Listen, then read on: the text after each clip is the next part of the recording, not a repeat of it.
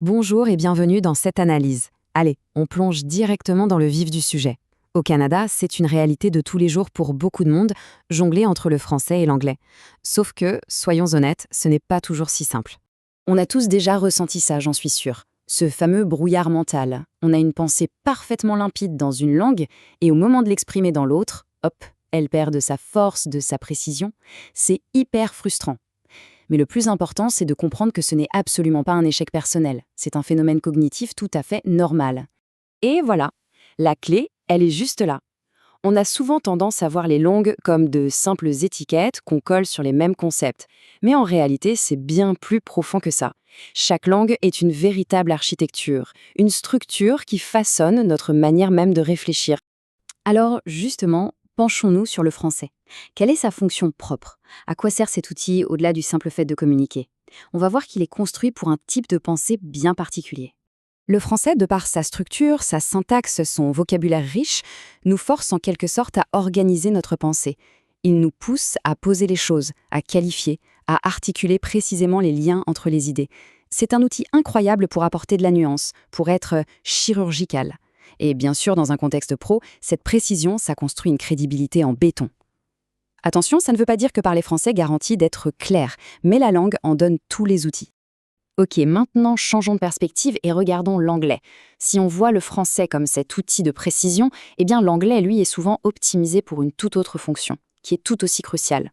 La structure de l'anglais, elle, favorise la vitesse, la communication directe. On va droit au but. L'idée, c'est l'efficacité. Toucher un maximum de monde, le plus clairement possible, et avoir un impact immédiat. Un truc qui reste en tête. C'est la langue parfaite pour les slogans qui claquent, les titres qui accrochent tout de suite.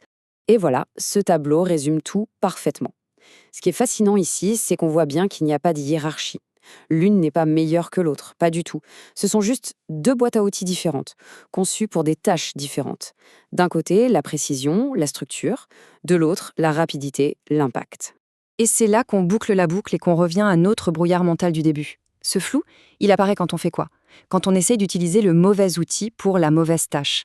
C'est un peu comme essayer de visser avec un marteau. Ça ne peut pas bien fonctionner. D'ailleurs, il y a un terme pour ça en psychologie, la charge cognitive. Penser dans une langue et ensuite traduire mot à mot dans une autre, ça demande un effort mental gigantesque. Le cerveau doit jongler non seulement avec deux vocabulaires, mais aussi avec deux logiques, deux manières de construire une phrase. C'est juste épuisant. Et c'est dans cet effort que la clarté se noie. Ce petit schéma illustre brillamment le processus. Regardez bien. L'idée naît, structurée par la logique du français, par exemple.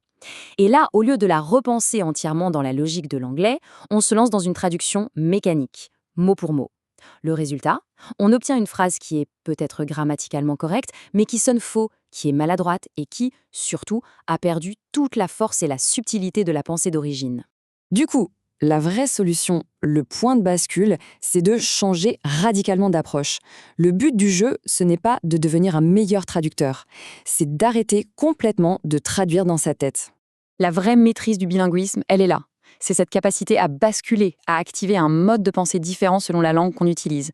C'est penser en mode structure et nuance quand on parle français et switcher en mode impact et accessibilité quand on passe à l'anglais. On n'exprime pas la même idée de la même façon, on la reconstruit à la racine pour qu'elle soit parfaitement adaptée à la nouvelle langue. Au final, tout se résume à cette phrase. Être bilingue, ce n'est pas juste connaître deux listes de mots. C'est avoir accès à deux manières de décoder, de structurer et de percevoir le monde.